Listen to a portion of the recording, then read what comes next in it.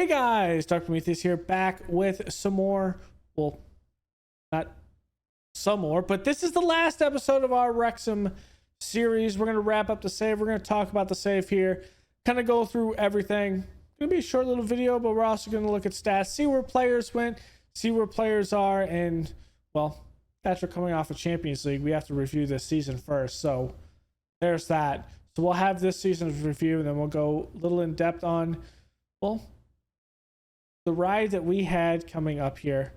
So let's get right into it.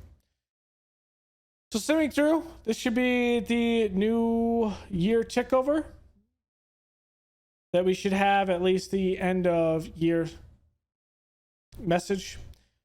Pretty good year. Here it is. We got the treble and 3 trophies. So the new arrivals, Timoteo coming in January. This man did absolute work. 18 appearances, 18 goals, 9 assists. The guy did absolute monster work. Brought in Bergstrom just because we needed a backup keeper. Board doesn't like it, but we needed one. So Rajas was going to eventually be the guy on defense. If we went to another year, he was going to be the one that takes over for Fana, but we ultimately didn't need that.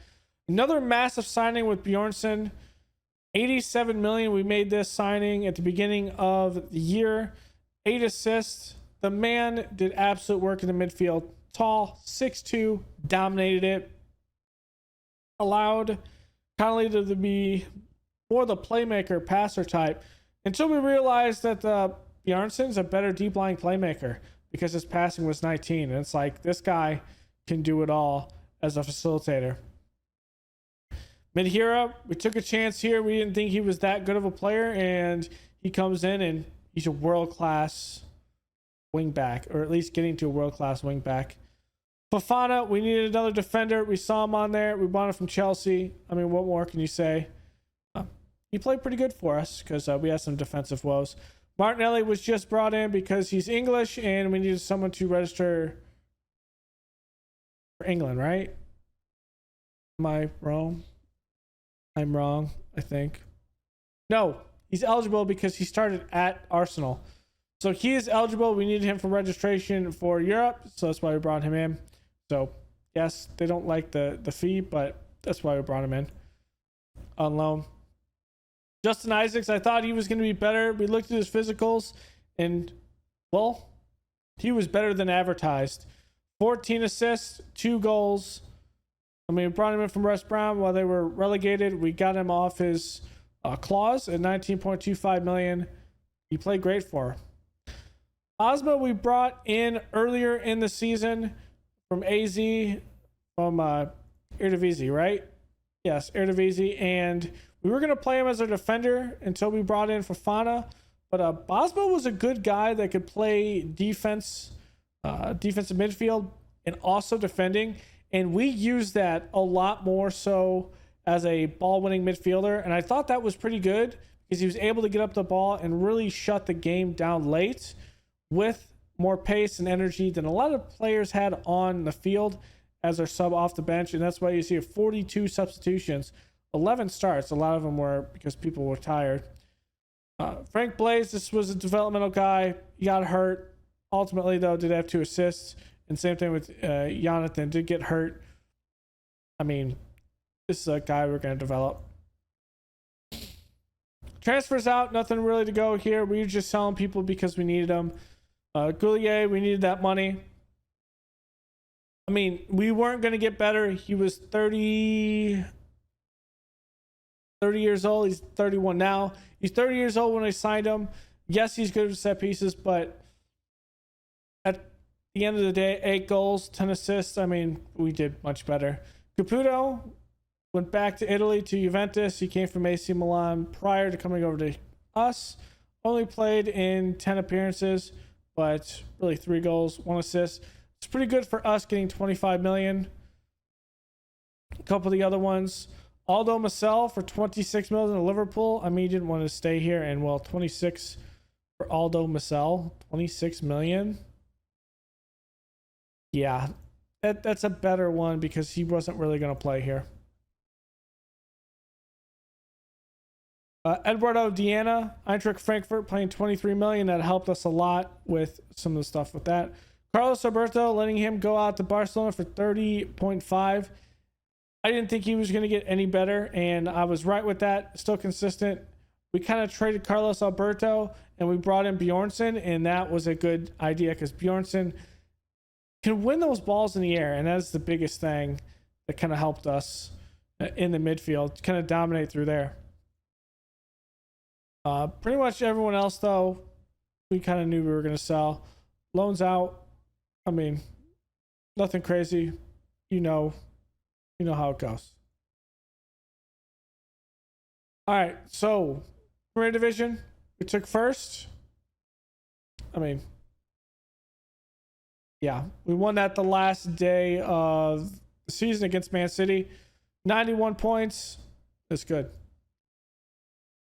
Champions League, taking that win over Dortmund. It got a little dicey a little bit against Celtic, but we ended up bringing it home here in the second leg. That was big. Real Madrid coming away with a win in Spain. I thought, okay, we bring it home. We got this, and we just destroyed them. Hertha Berlin was just a remake of a rematch from last season in the Europa Conference League, so we knew what to expect in that. Leverkusen, I mean, that game, that's when we brought Timoteo in. That was his first game in the Champions League for Wrexham. And, man, he put them to the sword multiple times.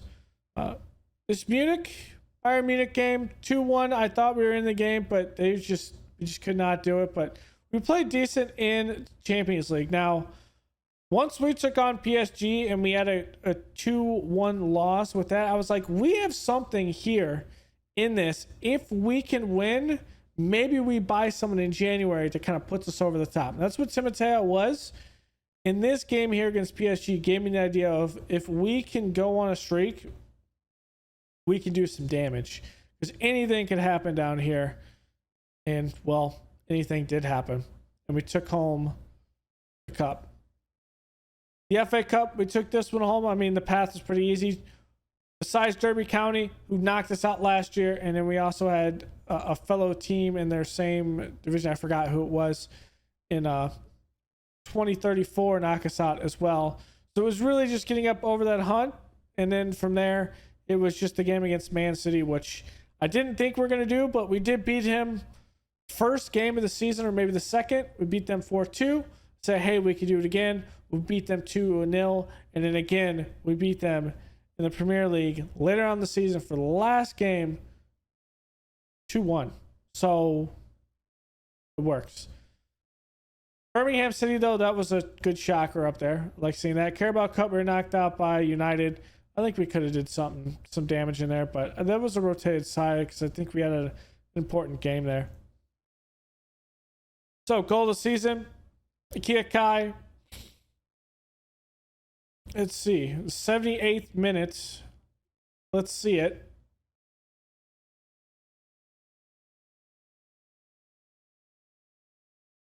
It's back here, right? Yeah, guys, back here. 77-26.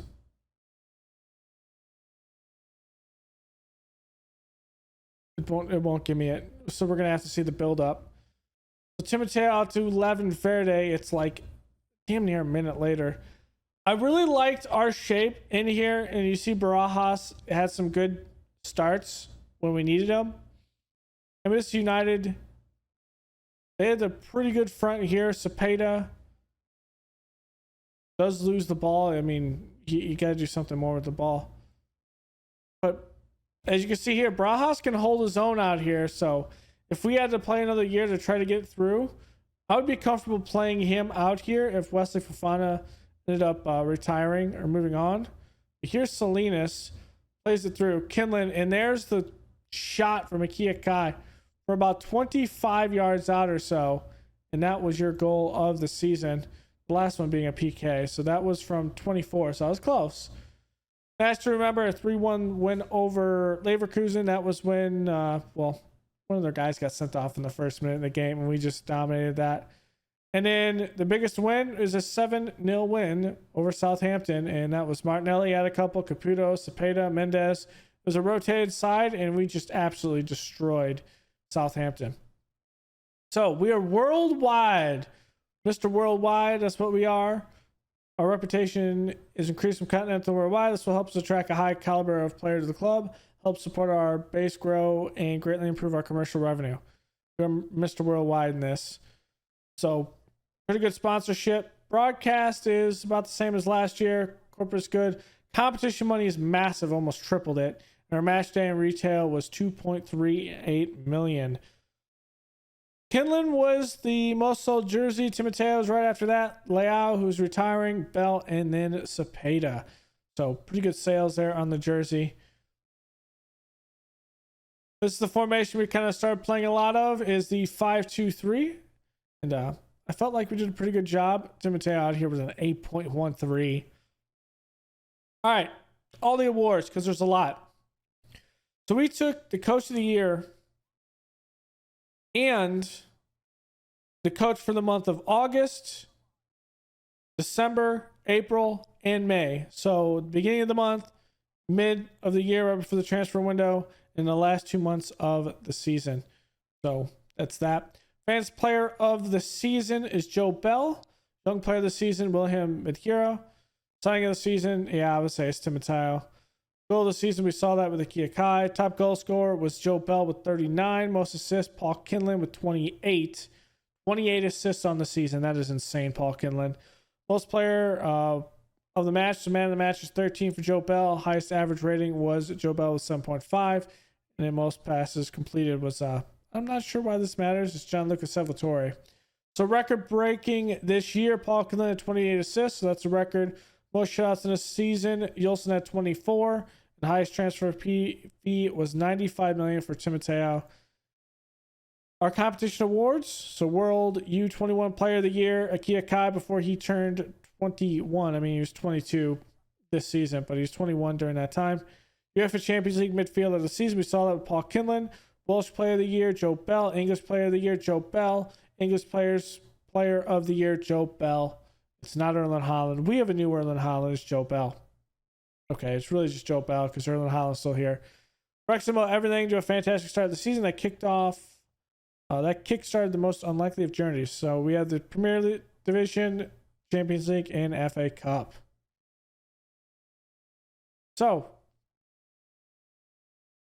I mean, a lot of stuff going all the way back to Ollie Palmer. Coming all the way up to the Vanarama National League, yeah.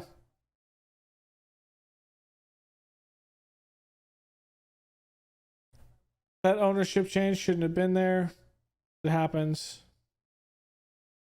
But that's really cool there.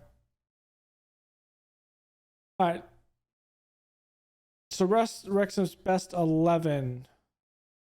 Thiago still out. I mean, these are still at the club. Ollie Palmer is, of course, our head of youth development. Carlos Alberto is at Barcelona. Horning is at Newcastle. Caputo's at Juventus. Oakle's at Leeds United. That player trade portion is something I might look at in the future. If we have a piece that someone wants and we want someone, that was actually a good trade-wise. I think that's how we got Bell, or it might have been Kinlan, one of the two, because we got them both from Leeds United. Looking through, Cameron Archer still playing.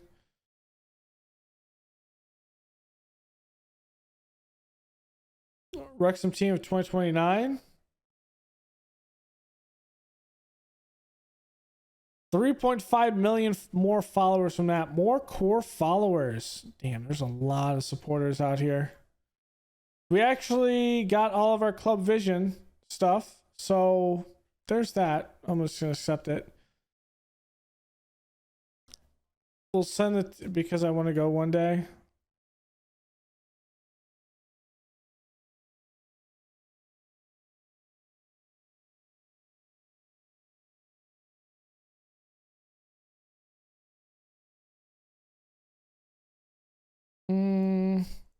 Injury was Gareth Evans. He had a lot of injuries. Let's pick what we normally do, because we're gonna look more stuff, and this bothers me seeing the messages. Okay, so looking through, let's look at ourselves. Well, actually, let's look at the squad by stats.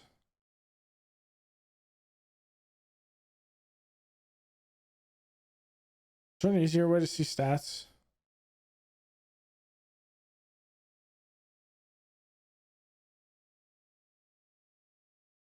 Here it is. Yep. So most appearances for the team obviously is Yulson, our goalkeeper. For most goals, Joe Bell, 39 in the season. Paul Kinlan with 25, 21 for Cepeda, 18 for Timoteo. He was only here for 18 games. Most assists, we saw that's Kinlan, and after that, Madhura had 14, Isaacs had 14. So good service from the wingbacks, which is great. That's what you want if you're going to play wingbacks and they get up and affect the play. You want some good assists and crosses to your big man like Joe Bell or Timoteo. Joe Bell has 12 though, which is nice. Our best average rating is Timoteo that was here, but after that is Joe Bell. 52 starts at 7.55. Like, that is insane. So that is what we have this season. Let's look at my history. So job history, here we go. This is where we can see all the awards and competitions for us as a coach. So we started in the 2022-2023 season, Vanarama National League. We took head coach of the month 3 times, so that's what this is. So this is personal awards, and this is competition. Then we won the Vanarama National League. Going into Skybet League 2, we were expected to win the league then. We did, finishing first. We won head coach of the month twice, and then we won Skybet League 2. With League 1, we were expected to be middle of the pack. We actually finished top 7 just outside the playoff, because I think in League 1 it's a 6. Yes, it's a 6. So just outside playoff, so we didn't get anything in that one. Following year, though, we came back into League 1, and, well, we finished 3rd. We were head coach of the year there, and we earned promotion through the playoffs.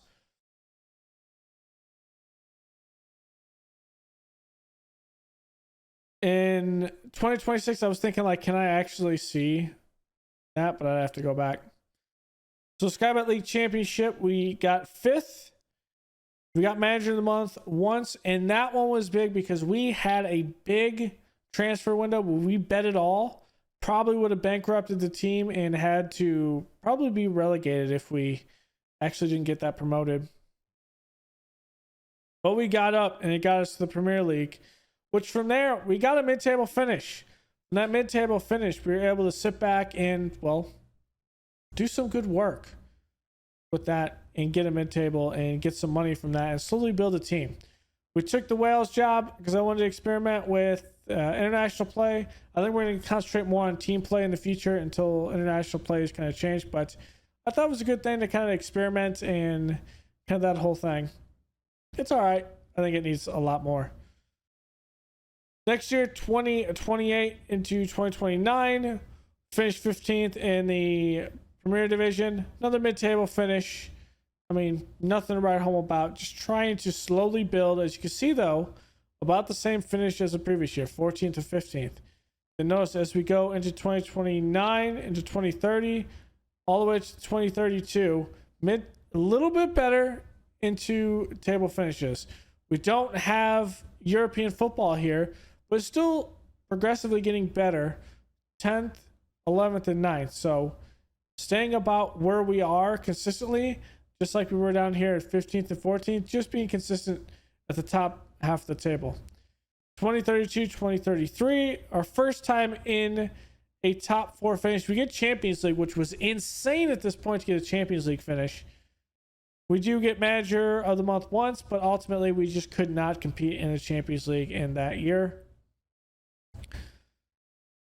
2033, we'll kind of go through what each loss was. 2033, 34. Mid-table finish, kind of a disappointment with that. We did win, though, our first Carabao Cup. So that was a start there. We still had European football, even though we ended 10th. We got it because of that, and that led to us being able to invest more in the team and get a couple of big players, which allowed a 5th place finish and a Europa Conference League trophy. So we won that trophy and a Carabao Cup trophy. So that was back to back in that. And then with that was an automatic Europa League, but we got in because of the coefficient. So we got in the Champions League. We bought a lot of good players coming in. We spent some money from the players that weren't going to give us the next edge. And well, we win head coach of the year and then head coach of the month 4 times. It ends in a trouble with the FA Cup, Champions League, and Premier Division. In our last season was 2035. So it took us about 12, 13 years with that. So I thought that was pretty good. With that, looking at the team itself, legends, Joey Jones, Tom Bamford, Efren Niels, John Neal, all of these guys before, like when you start the game, and then us. We are a legend here at the club. Icons, when we start getting our own guys in, so there's Paul Kinlan. Carlos Edwards is before. Yeah, player in 2005. Joe Bell here, and Ollie Palmer is still here as the head of youth development. The man did absolute work. History as a player. Had 15 goals, actually here. Had 40 goals in year 1 to get us promoted, 22 in year 2. We needed him in this one because we actually had Paul Mullen go down with an injury. We needed him in League 2 and he came through. League 1 had 6. In the second year in League 1 had 6, and we had an injury to Paul Mullen during that time. So that was good there. Favorite personnel, Rafael Leao, Jordan Davies. Jordan Davies did retire. He had 317 appearances and 41 goals for us before he went over to Millwall and then eventually Northampton. Retired at 33. Did some good work for us. The other one is Paul Mullen. He should be in the game. Retired here. 290 appearances, 140 goals. They have 2 team trophies. To the second has a personal award in 3rd and 1st. I mean, the guy did absolute work for us in this. Looking at his actual, I can't get the summary breakdown. I wanted to like a yearly breakdown, but that was pretty good from there. Looking at the overview, so to give you an idea of our promotion, we started here.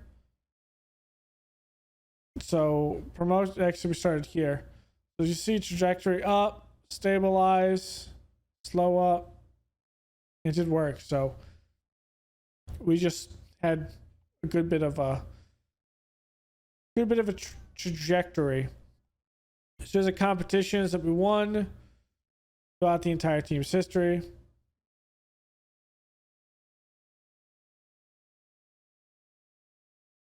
We want to look at by competitions. Okay. So we know the domestic leagues.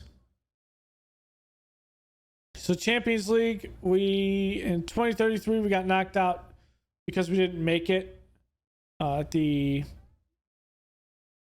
actual league table. We didn't get out of league phase, and then we won it in extra time.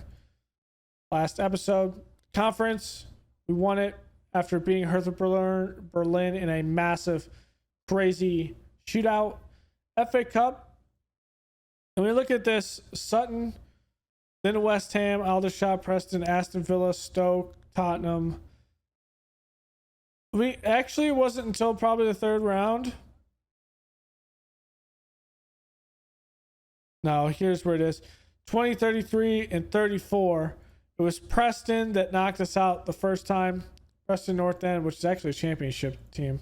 And then Derby knocked us out the other time. So we were bounced out a couple times. Here's Birmingham himself. So there's a couple of times where we were knocked out by championship league teams, and it just wasn't great. Carabao Cup, and we lifted it twice here, both beating Norwich in both Carabao Cup finals, so that's got to hurt for Norwich. Then being knocked out quarterfinal, third round, semifinal, third round, quarterfinal, second round, third round, and this was first. So it's in there. Papa John's trophy. I want to say this is the one we lifted, because from there it would have been we would be up the Prem, right? In 2028. So this is our under 21s. I know this is our under 21s because by then we were up. And then FA trophy. We played in it once, but we lost to Welling in the fourth round. Nothing crazy. We weren't going to really do that. So here's our landmarks and all of our competitions. So good for the most part. So we had Ryan Reynolds leave in 2025 because I failed the team. That's what I did. I failed the team. So here's where we place Phil Parkinson at this point. We were coached for a combined 13 years, 341 days, 3 league wins, 5 cup wins. I mean, this is it. We've won 50% of our games. We've won 378 games. We've drawn 115, and we've lost 220. So 53 win percent, but I mean, that's decent for trying to build a team in the Prem, to be honest. Our records for attendances. Let's look through overall for the records for here. So lowest league possession was 19th in Vanarama National League. That was before the save. Most points this season was 99, which was in the National League. That's where we won it. Fewest points was 32. That was before this. Most league wins in a season, 31. So we did that one in the Vanarama National League. Fewest league defeats in a season, 3. We did that actually this past season. Fewest league draws in a season, 3. So that was a couple years ago. We only drew 3. Most league goal score was 119th that first year that we did the save in the Vanarama National League, but you're so overpowered as Wrexham. Highest attendance was 34,000 against United in the English FA Cup, which was in 1958. So that was when the stadium could hold that many. We'll have a stadium that actually can accommodate more, so we'd break that next season if we were playing.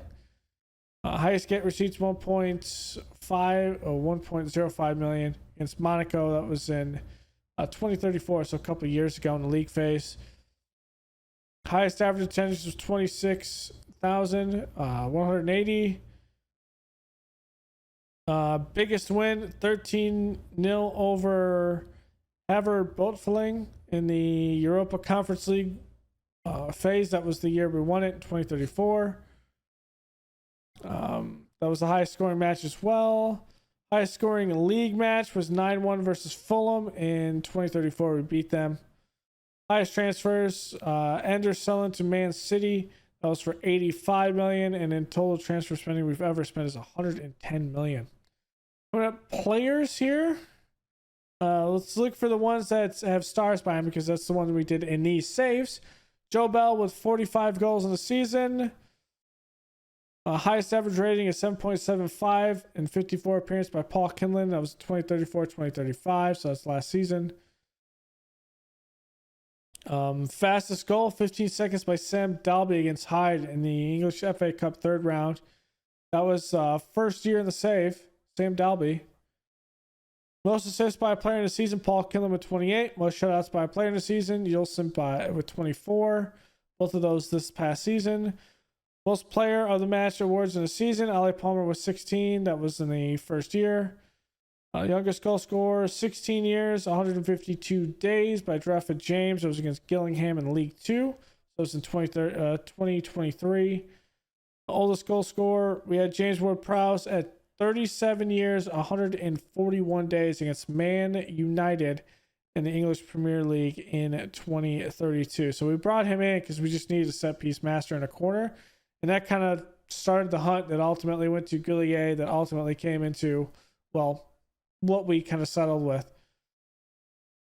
Most matches won in a row, 12. That is from 2036 to, that's from April to May. This year, match without losing, 20. So we actually didn't beat that record. Most matches lost in a row was 9. We didn't have that one, oddly enough. Most matches without scoring, 5. Yeah. There was a phase in 2025. We went 5 matches without scoring. That was, I think, in League 2.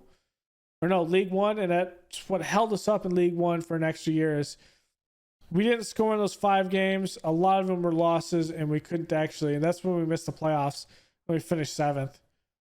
Then most matches without conceding, 5, which was in 2023. That's the first or second season, so I think that was technically League 1. This season, pretty much nothing crazy.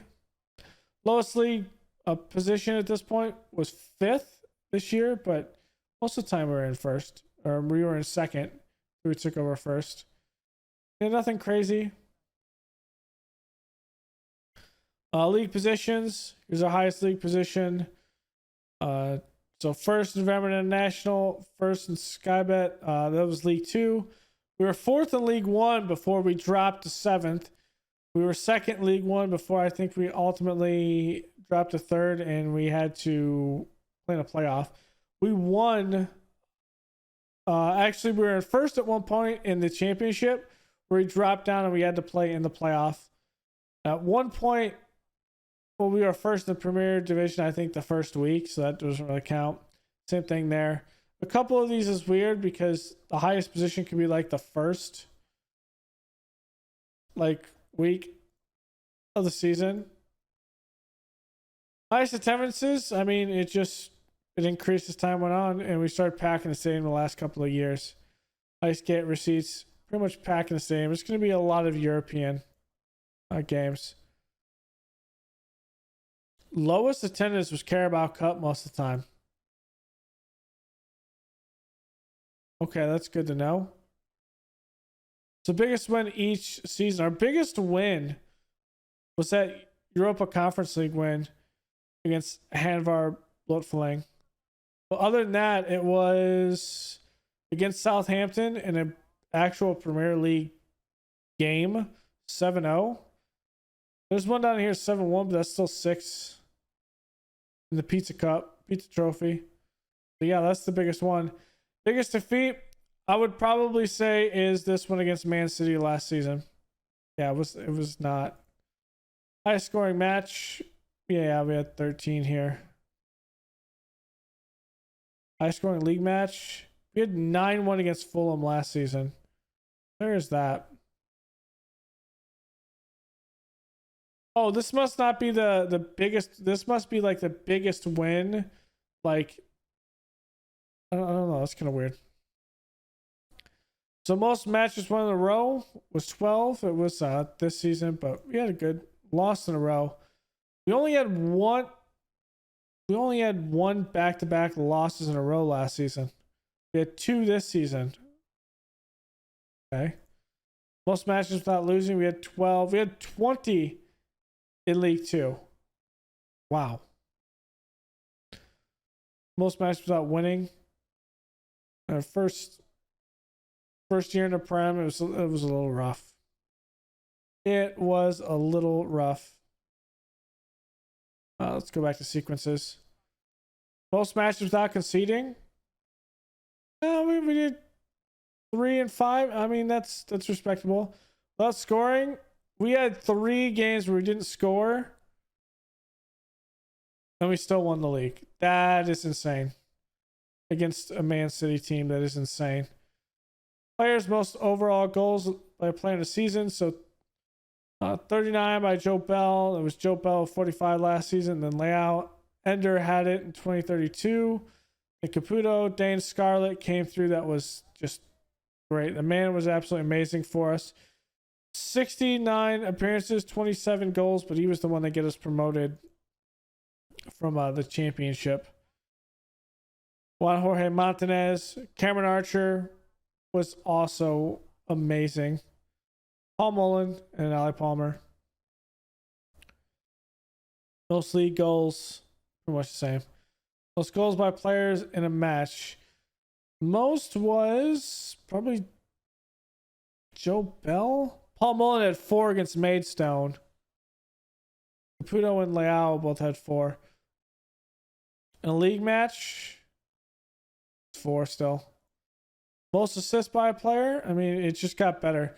Especially Paul Kinlan. 20 in last year's and 28 this year. Shutouts. Yulson had 24 the last 2 years. 23 by Maximal in 2024. Wow. Highest average rating. I mean, Joe Bell with a 7.55 in the Prem is big. 7.78 by Paul Kinlan last season in the Prem. Wow. Okay. Worst discipline, 13 yellow cards by Thiago. Still not as much as Andy Jack. Joseph Alawu had a lot. Alex Valley was just a yellow card machine. Youngest player. I mean, Drafted James. We had to play him against Bradford City. Oldest player. Rafael Leao at 36 years old.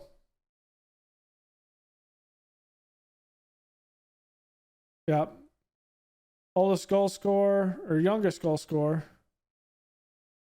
And Drafted James actually scored against Gillingham. Oldest goal scorer, Rafael Leao is, of course, going to take that. Advanced Player of the Year. We see Bell, Kinlan, Leao, Silent, Caputo, Scarlett. Dean Henderson for goalkeeper. And Hubert Graysick, another goalkeeper. Odd that it was Ali Palmer both of these years and not Paul Mullen. Fastest goal. 17 seconds by Caputo against Fulham.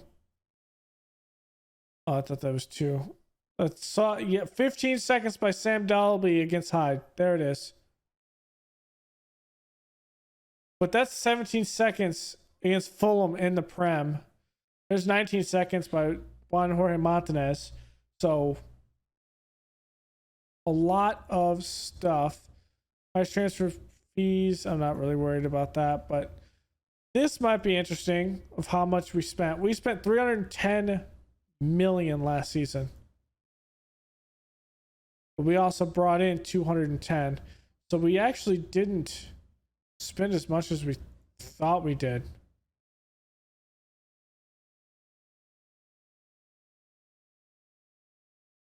Okay. Club Vision. To give you an idea, we already had recognized as the best of the rest. So this is pretty much being the top Prem teams. We're recognized as one of these. We did get it right after the FA Cup game. So there is that. Supporters, feeling good. They're loving it. It's all good. Trying to think what else we can look at here. Other than maybe that being it at this point. I would say my man of this save. It's a toss-up between Kinlan and Bell. Also, though, Conolita was great. Conolita was amazing. Bjarnson was amazing. We used a couple of guys that were in here from like Wesley Fofana.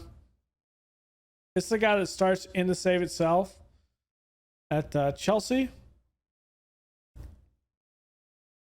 So we brought in some actual players at some point, but when you start working into 2036, this is pretty much what you have at this point.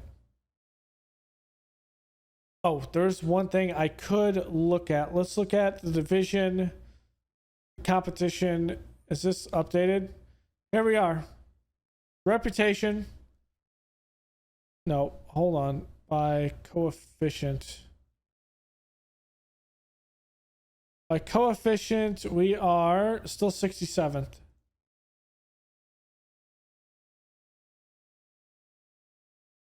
No, we're not.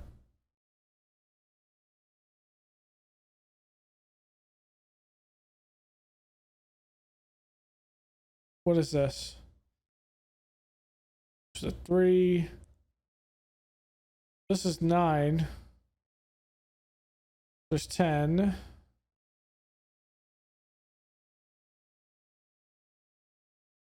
$20.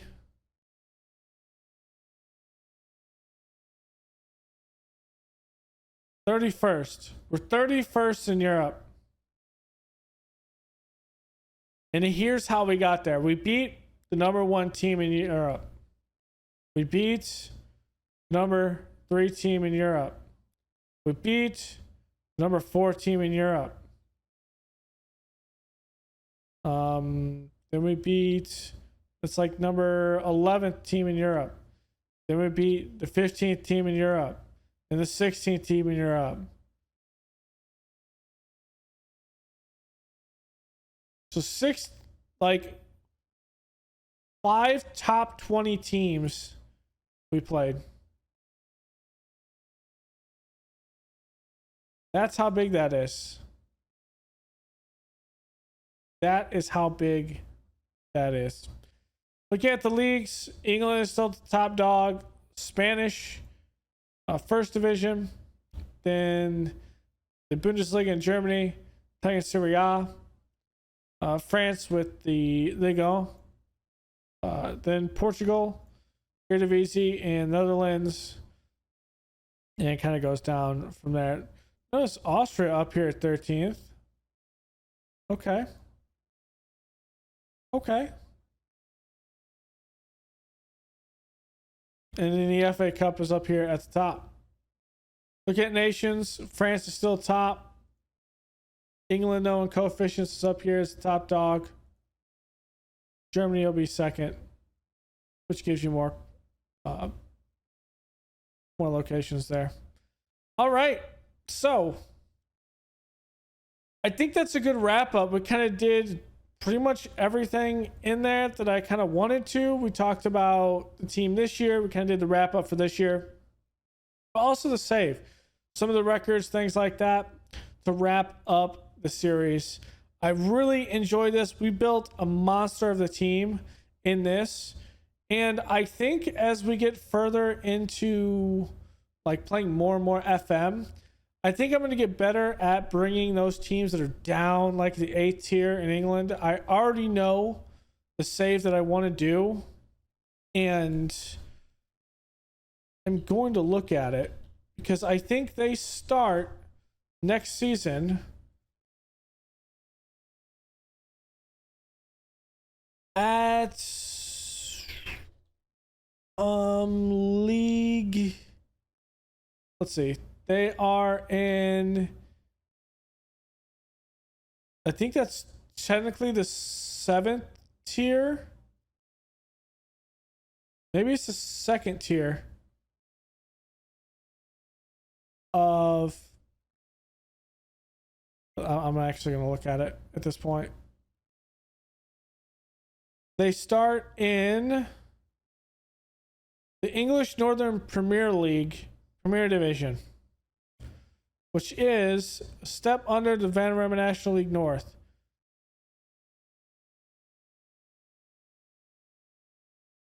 So we're going to have some fun on one. That'll be one saved. And of course, we'll have our journeyman save.